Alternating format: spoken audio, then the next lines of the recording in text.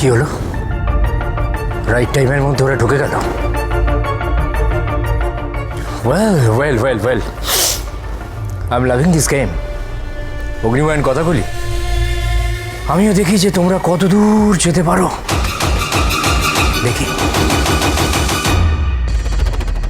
এইভাবে আদালতের সময় নষ্ট করার কোনো মানে হয় না।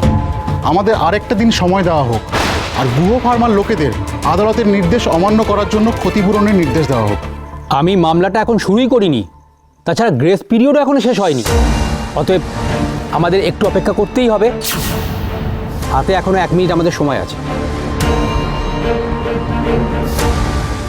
দেখুন, দিনের পর দিন শুশ্রূষা টনিক খেয়ে যে আপনারা অন্ধত্বে ভুগছেন সেটা কিন্তু বারবার বলবেন, আর ডাক্তার যে আপনাদের এই কথা জানিয়েছে সেটাও বলবেন, কেমন? আপনি চিন্তা করবেন না, আমি সব ম্যানেজ করে নেব। এই যে অন্ধত্ব করার অভিনয়টা সেটা কিন্তু ঠিকভাবে করবেন, কারণ এখানে কয়েক জোড়া চোখ কিন্তু আপনাদের উপর নজর রাখছে, সেটা মাথায় রাখবেন। আপনি একদম চিন্তা করবেন না, আমি ম্যানেজ করে নেবো, বললাম তো। ঠিক আছে। গ্রেস পিরিয়ড শেষ হতে আর কয়েক সেকেন্ড বাকি, মিলর্ড। আমরা হাজির, মাই লর্ড।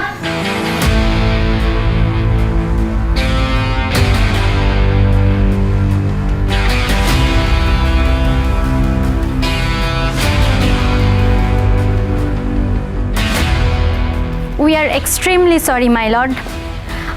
আদালতের সময় নষ্ট করার জন্য আমরা দুঃখিত, কিন্তু এর পেছনেও একটা কারণ আছে, আমি সেটাই বলতে চাই।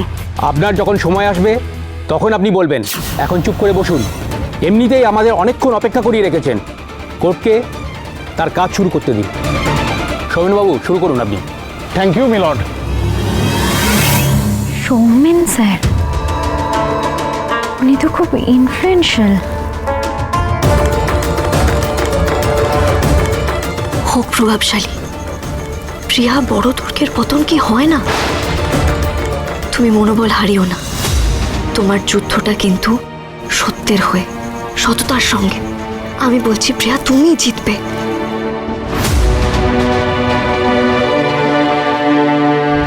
আমি আদালতকে জানাতে চাই যে মামলা হয়েছে, সেই মামলা লড়া হচ্ছে সমাজের স্বার্থে। এই ঘটনা কয়েকটা প্রশ্ন তুলে দিয়েছে। কোথায়, কোন সমাজে বাস করছি আমরা? প্রাণ বাঁচানোর জন্য যে ওষুধের উপর মানুষ ভরসা করে, সেই ওষুধই আজ প্রাণঘাতী হয়ে উঠেছে। আর এই ওষুধ, চিকিৎসা, এ সবই তো মানুষের সেবা। সেই সেবাকে ব্যবসায় পর্যবসিত করে চরম লাভের জন্য এইভাবে মানুষ ঠকানো চরম অপরাধ। I object, milord. উনি সম্পূর্ণ মিথ্যে কথা বলছেন।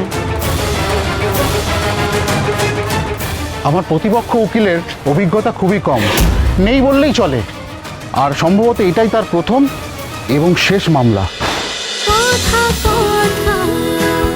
কথা সোম থেকে রবি প্রতিদিন সন্ধ্যে 7টায় স্টার জলসায় ও জিও হটস্টারে।